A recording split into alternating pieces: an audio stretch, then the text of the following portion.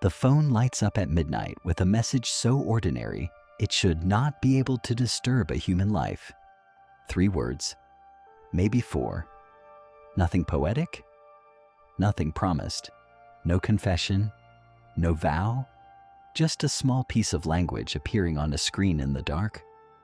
And yet the body reacts as if a door has opened somewhere underground. The room changes, the air sharpens. The person reads the message once, then again, then a third time. Not because the words have changed, but because something inside the words seems to be hiding. The mind begins building a world around them. The timing means something. The punctuation means something. The delay before the reply means something. The warmth, the distance, the absence, the possibility. A stranger, a lover, a friend, or someone barely known becomes suddenly too large for the facts. This is one of the strangest things about desire. A person can enter your life with almost no evidence and still feel ancient. You meet them once, and some part of you behaves as if it has been waiting for them for years. Their face has the weight of memory. Their voice seems to come from a room in you that was locked before they arrived. They do not simply attract you, they activate you. From the outside, this can look like love. Maybe it is love, but sometimes the experience is more disturbing than love. It is obsession, possession, recognition without history. The feeling that another human being has somehow become a symbol for your missing life. They are not only beautiful or intelligent or kind or dangerous. They become fate. They become rescue. They become the wound and the cure at the same time. Carl Jung gave a name to one of the forces behind this: anima. Animus.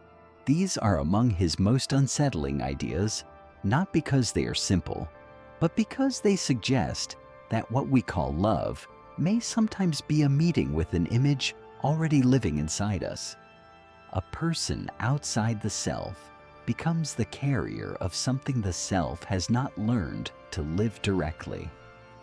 We think we have found them, but perhaps we have also found a part of ourselves wearing their face. Jung wrote in the language of his time. He often described the anima as the inner feminine in a man, and the animus as the inner masculine in a woman. That language can sound rigid now, and if treated literally, it can become too small for the complexity of modern life. But beneath the old terms is a sharper psychological idea. The psyche contains opposites. It contains what the conscious personality has not lived, not understood, not allowed, not integrated, and those unlived parts often return through other people. So for this video, Anima and Animus will not be treated as a biological law about men and women. They will be treated as symbolic names for the inner opposite, the otherness inside the self, the emotional life abandoned by someone who became too rational, the power abandoned by someone trained to be pleasing, the imagination buried by someone who survived by being practical, the tenderness hidden inside someone who built an armor of competence, the voice of judgment, desire, mystery, longing, authority, beauty, or danger that the ego cannot claim as its own. The disturbing part is that this inner figure does not stay inside. It looks for a body. It appears as the woman who seems to contain all color in a gray life, the man whose confidence feels like a law the world forgot to give you, the stranger whose sadness seems holy, the lover whose approval feels like permission to exist, the person who does not simply interest you, but begins to organize your imagination. You do not only want to know them, you want them to reveal you to yourself. This is where romantic projection becomes dangerous. Projection does not mean the feeling is fake. That would be too easy. A projected love can contain real attraction, real chemistry, real tenderness, real recognition. The other person may genuinely carry qualities that matter. The danger is not that nothing is there. The danger is that something is there, and the psyche builds a cathedral around it. A real person becomes too large to remain real. They become the muse, the savior, the betrayer, the goddess, the impossible woman, the perfect man, the one who will finally see you, the one who will finally wound you correctly enough to prove your old story true. They become the face of everything missing, everything feared, everything desired, everything not yet born in you. At first, this can feel like enchantment. The world has depth again. Songs become messages. Streets become symbolic. Every memory rearranges itself around the new center. The mind feels less mechanical. The body wakes up. Life, which may have been flat for years, suddenly has weather, myth, color, electricity. It is easy to mistake this for proof that the other person is the source of the magic. But sometimes they are not the source. They are the place where the magic has landed. This distinction matters because no human being can survive being made into an archetype. A person can answer a message. They cannot be your lost soul. A person can love you. They cannot carry the entire unlived half of your psyche. A person can be meaningful. They cannot remain a god without eventually becoming a disappointment. Jung's map of the psyche helps explain this. The persona is the mask we wear to function in the social world. It is the face we learn to offer. Competent, kind, rational, attractive, strong, easy, useful, controlled. The shadow is what gets pushed away because it does not fit the mask. Anger, need, envy, fear, weakness, sexuality, ambition, dependency, softness, cruelty, play, grief.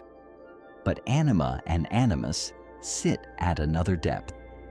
They are not only rejected traits, they are images of psychic otherness. They are bridges into the unknown psyche. The persona says, "This is who I am allowed to be."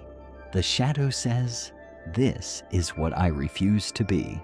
The anima or animus says, "This is what still lives in me as other." That otherness is why the experience feels so powerful. You are not merely seeing a quality. You are encountering a whole atmosphere. A person becomes surrounded by depth because they carry a piece of your unconscious life. You may feel that they know something you do not. You may feel that they hold a key, a judgment, a blessing, a danger, or a secret passage into your own interior. This is why the attraction can feel older than the relationship. The person may be new, but the image is not. The image has been forming for years through childhood, dreams, wounds, fantasies, disappointments, parents, culture, films, books, loneliness, private longing, and every part of the self that had nowhere to live. When a real person resembles the image closely enough, the psyche recognizes itself and calls it destiny. That is not always wrong. Sometimes destiny is one way the psyche announces a necessary encounter. But the danger begins when destiny removes curiosity. You stop asking who the person is.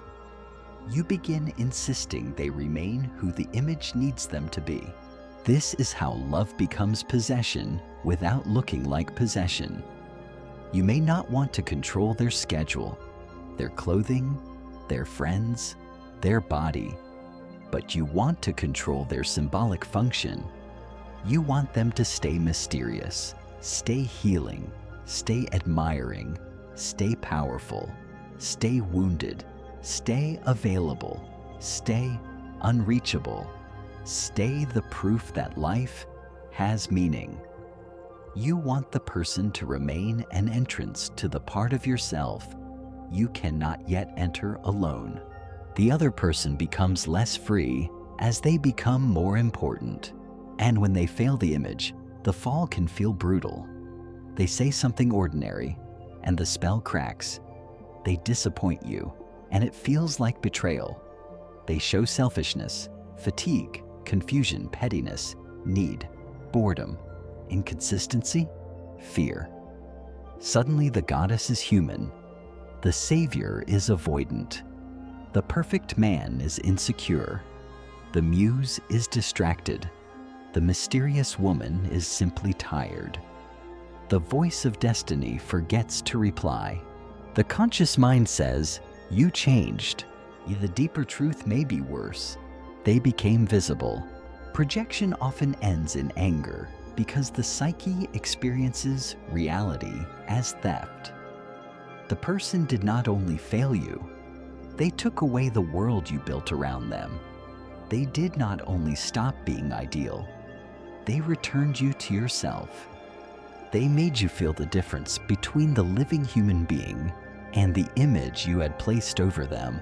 This is one reason heartbreak can feel like madness. The loss is not only the loss of a person, it is the collapse of a symbolic world, the future you imagined, the self you became around them, the music that followed them, the sense that your life had finally found its missing shape. When they leave, or fail, or become ordinary, it can feel as if they have taken a part of your soul. But perhaps they did not take it. Perhaps you had placed it there. Marie-Louise von France wrote deeply about projection and the need to take projected contents back into the psyche. This does not mean dismissing the other person. It does not mean saying, "I never loved them. It was all me." That would be another defense. It means recognizing that the intensity of what we see in another person may partly belong to our own inner life. Something was carried by them, but not created by them. That is a painful recognition.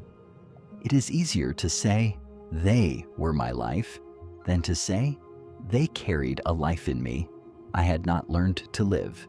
It is easier to say, "They destroyed my soul," than to say, "I gave them custody of a part of myself and then hated them when they could not protect it." It is easier to call them a god or a monster than to face the more humiliating possibility that they were a mirror too bright to look into directly. Anima and Animus become disturbing here because they suggest that obsession is not always about the person. Sometimes it is about the part of the psyche that the person constellates. The lover is real. The longing is real. The chemistry is real. But the scale of the obsession may come from elsewhere. The person becomes the stage. The play is older than the relationship. This is not only romance. It can happen with mentors, enemies, artists, leaders, strangers, public figures, teachers, therapists, religious figures, friends. Anyone can become a carrier of the inner opposite. Someone seems to possess the courage you do not live. Someone seems to possess the softness you buried. Someone seems to possess the authority you fear. Someone seems to possess the chaos you secretly envy. Someone seems to possess the emotional life you were trained to distrust. You may adore them. You may hate them. Both can be forms of attachment to the image. Emma Jung, in her writings on Animus and Anima, gave special attention to how these inner figures do not appear only as romantic images. They can appear as moods, opinions, fantasies, voices, idealizations, and judgments. An animus figure can appear as a hard inner voice, a system of rigid conclusions, a cold certainty, a cluster of opinions that feels absolute. An anima figure can appear as mood, seduction, fantasy, melancholy, longing, or a mysterious emotional atmosphere that overtakes judgment. The exact form varies. The underlying pattern is that something autonomous begins speaking through the psyche. This is why Jungians speak of possession, anima possession, animus possession. The word sounds dramatic, but the experience is ordinary enough. A person becomes overtaken by a mood they cannot explain. A fantasy becomes stronger than the facts. A judgment becomes harder than reality. A romantic image becomes more convincing than the relationship. A person does not merely have an emotion. The emotion has them. In anima possession, someone may be swallowed by mood, longing, sensitivity, resentment, romantic fantasy, or the feeling of being bewitched by a person who seems to contain all meaning.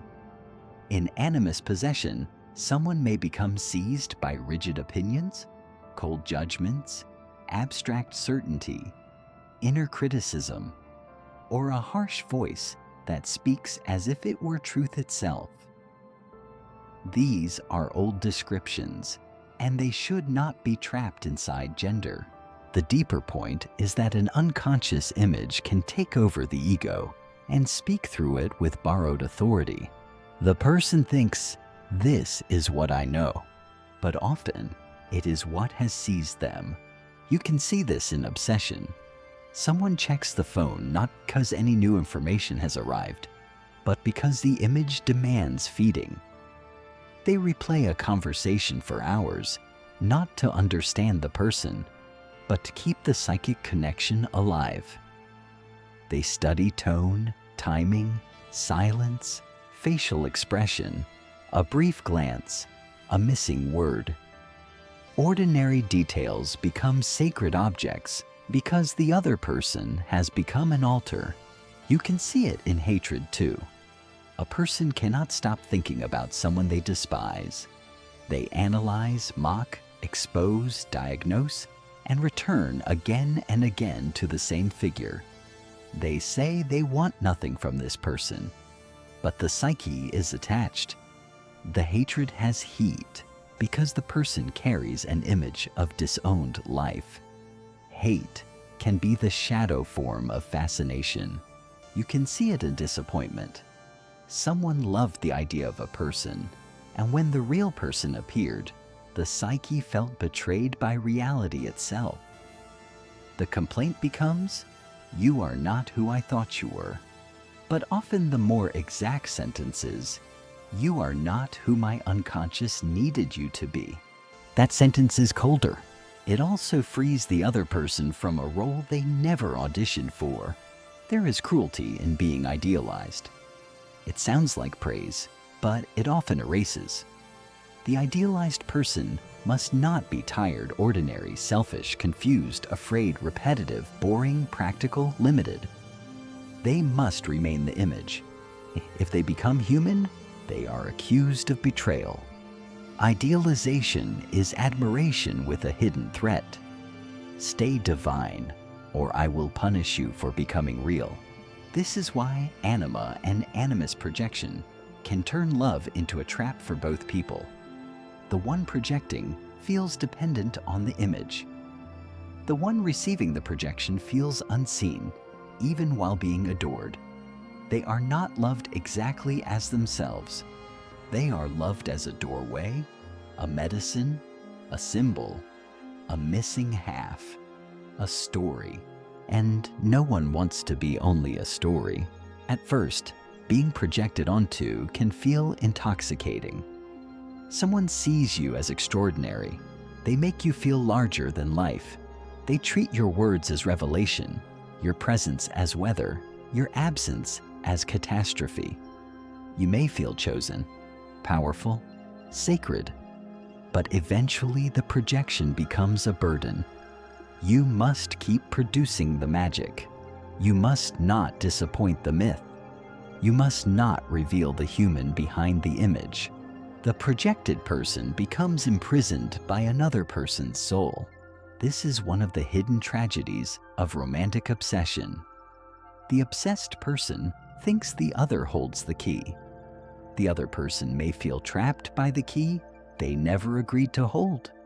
Both are caught inside a symbolic arrangement that neither fully understands. One says, "Complete me." The other says, "See me."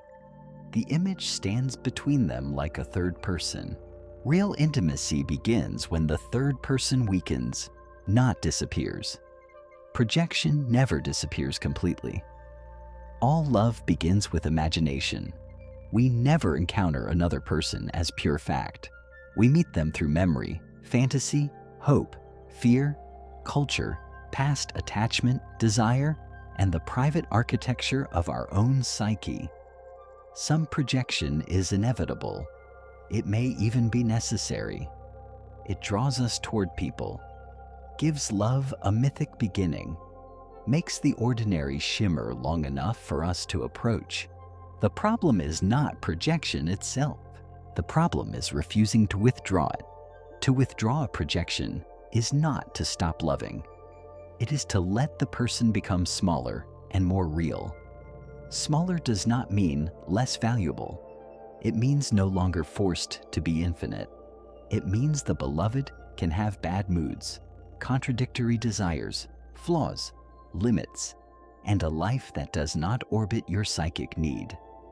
It means the other person can stop being an oracle and start being human. This can feel like loss because enchantment fades, but another form of love may become possible after enchantment breaks. Less intoxicating, less mythic, less narcotic, more difficult, more ethical. You no longer love only the image that made you feel alive.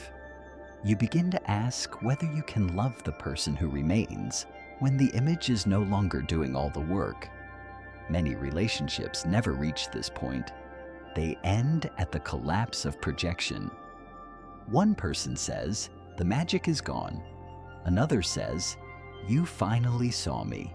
One feels betrayed by the disappearance of the archetype. The other feels relieved to no longer perform it. Sometimes the relationship cannot survive the truth. Sometimes it can only begin there. The same process applies inward. When you withdraw the anima or animus projection, you do not simply lose an obsession. You are asked to develop the quality you had placed outside. If you projected emotional life onto someone else, you may have to learn feeling. If you projected authority, you may have to develop your own voice. If you projected beauty, you may have to create a relationship to beauty that does not require possessing a person.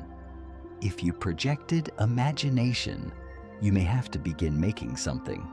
If you projected salvation, you may have to stop waiting to be rescued. This is why individuation is difficult. Jung's idea of individuation is not about becoming special. It is about becoming whole, not morally perfect, not clean. Whole. The psyche takes back what it has scattered across the world. The shadow is reclaimed. The inner opposite is encountered. The persona becomes flexible. The ego learns it is not the entire self.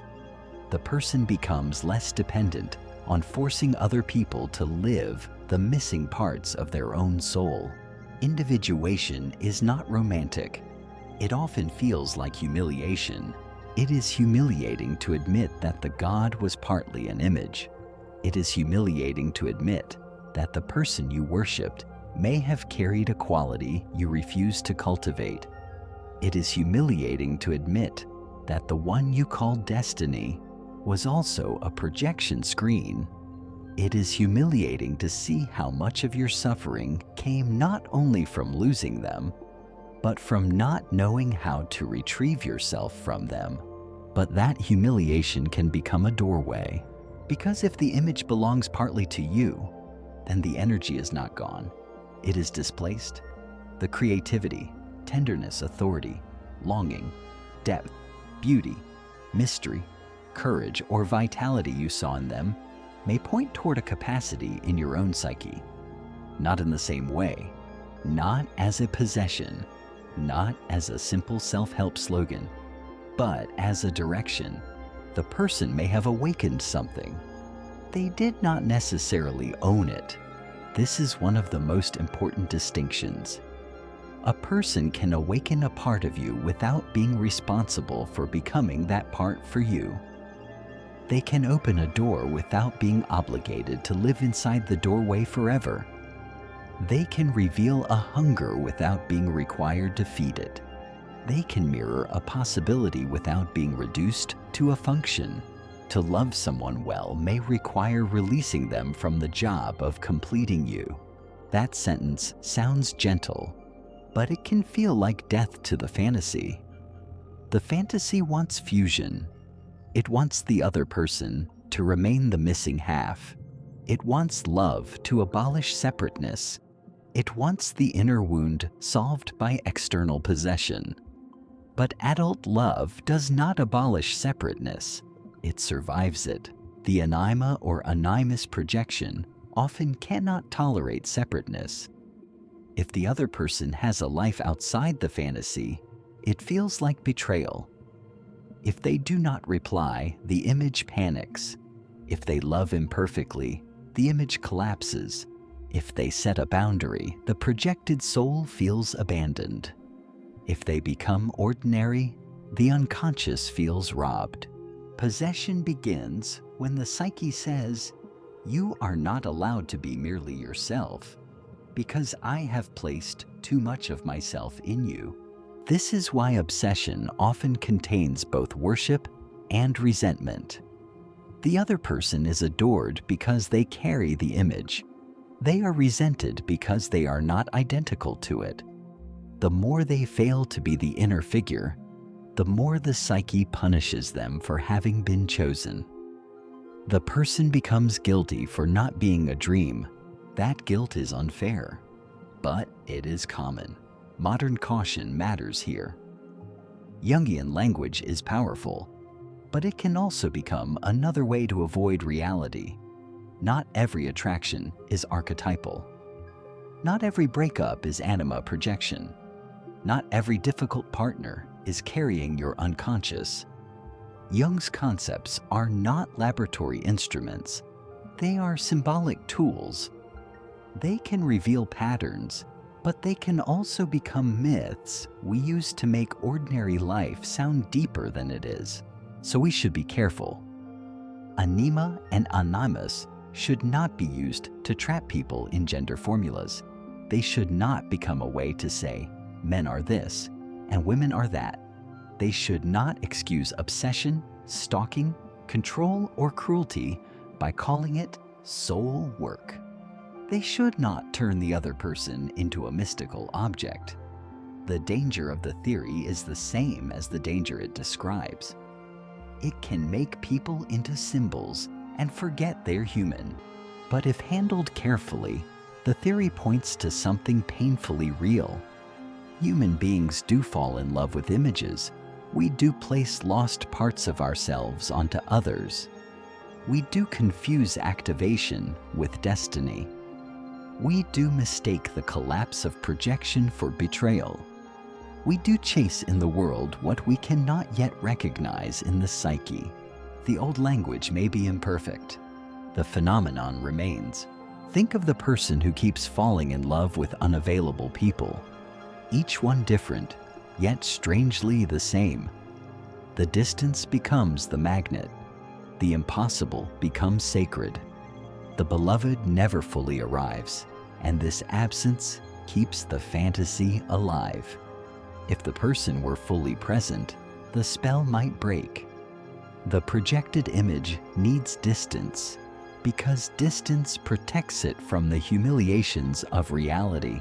Or the person who seeks partners who seem powerful, decisive, untouchable.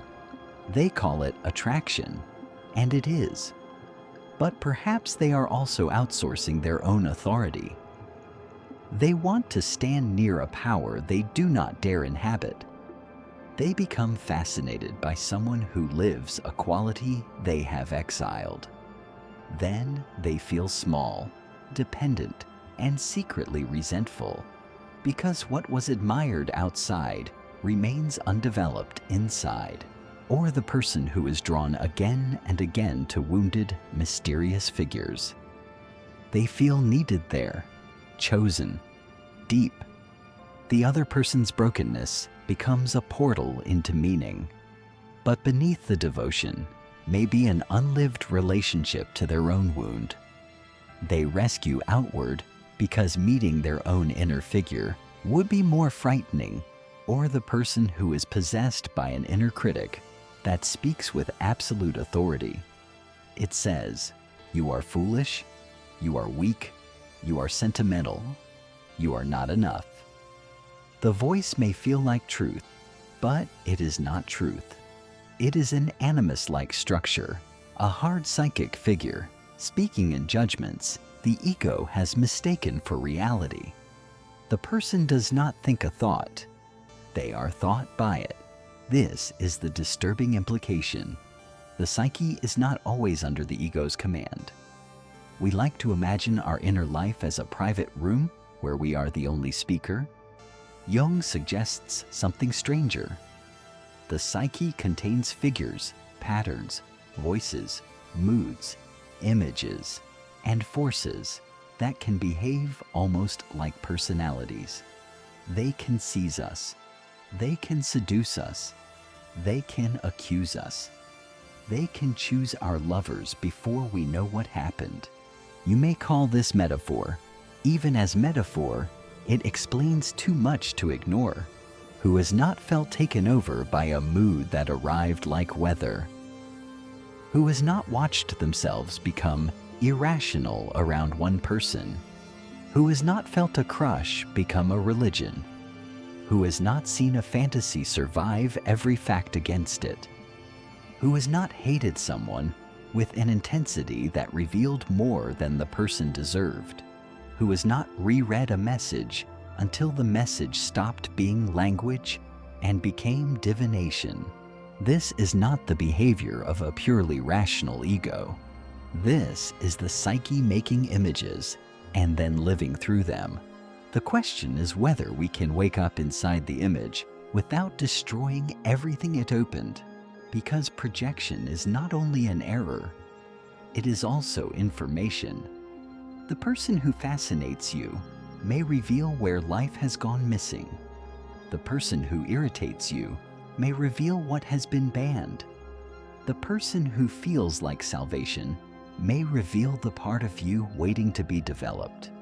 The person who feels like a judge may reveal the inner voice that rules you. The person who seems magical may reveal the kind of world your soul still longs for.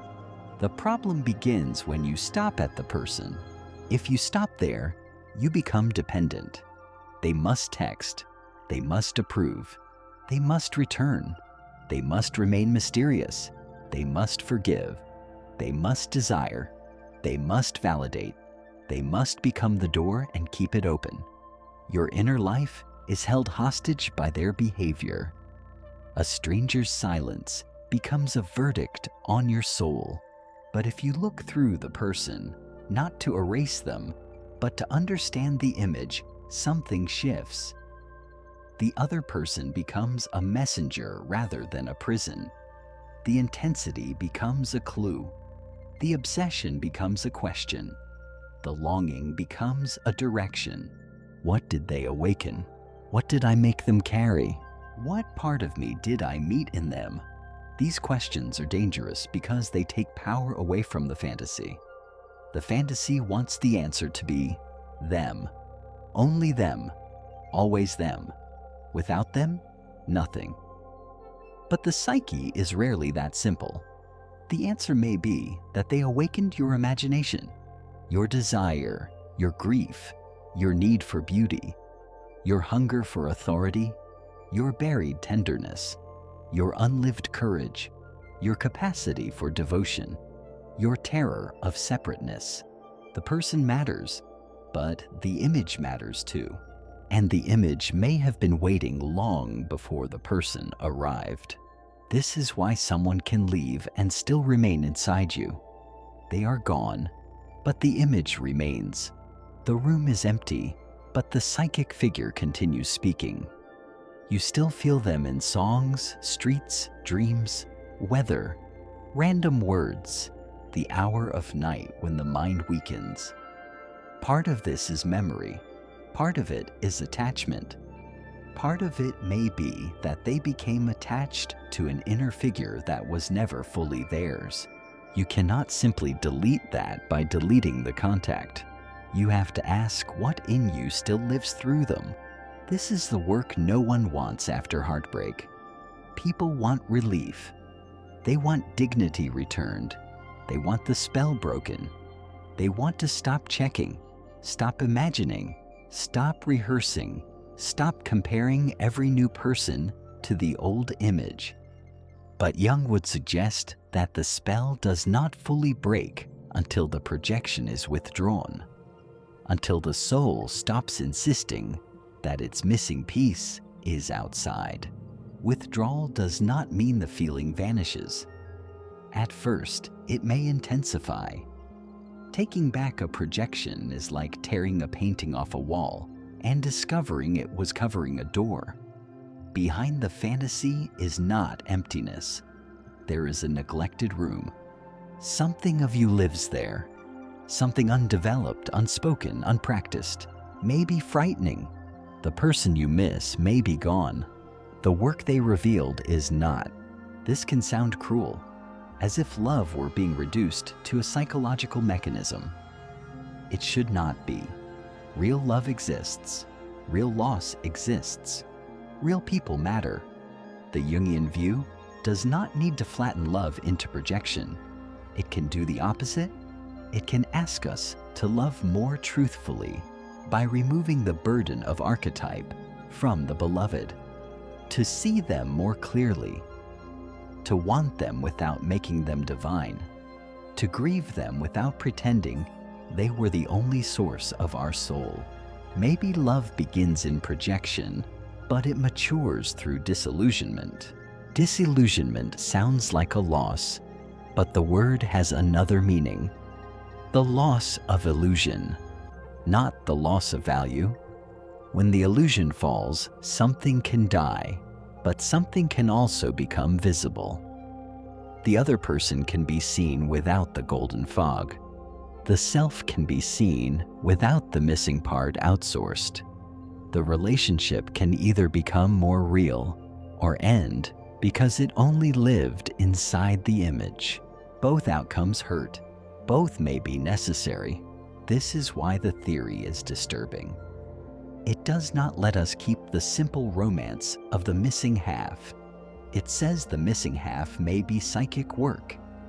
It says the person you cannot stop thinking about may be carrying your own unlived life. It says the one you call destiny may also be a mirror. It says the voice you obey may not be wisdom, but possession.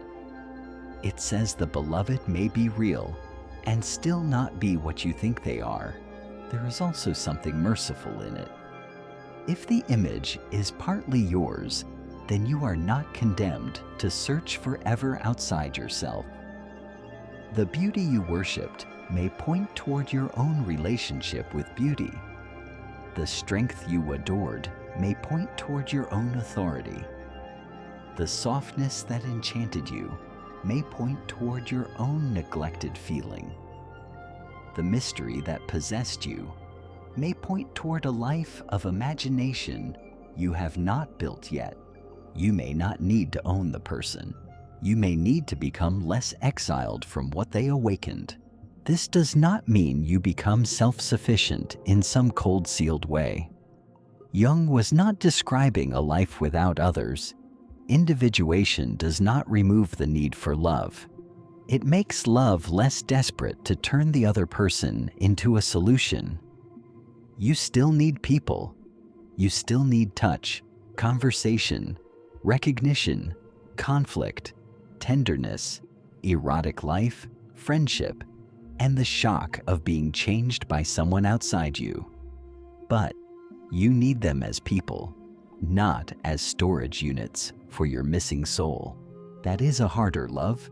It asks you to face the loneliness that projection covers, because if the other person is not your completion, then you remain responsible for your incompleteness.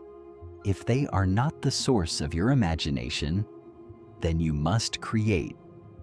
If they are not the owner of your tenderness, then you must feel. If they are not the God of your future, then you must choose. If they are not the villain who ruined everything, then you must grieve without myth. This is where Anima and Animus become less romantic and more severe. They ask for relationship with the inner figure, not worship, not repression.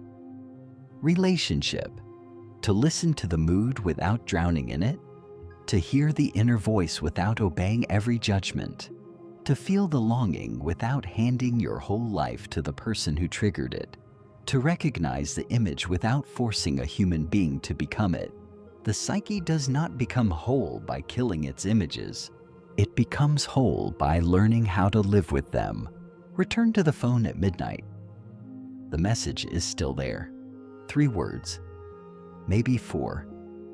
The person on the other side of the screen is real. They may be kind, they may be careless, they may be dangerous, they may be ordinary, they may matter. The point is not to drain the moment of feeling.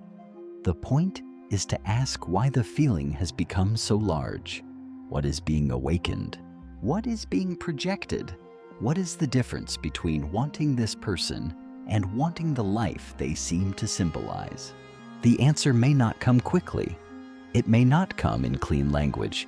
It may come through dreams, embarrassment, grief, failed relationships, repeated patterns, strange attractions, unreasonable hatred.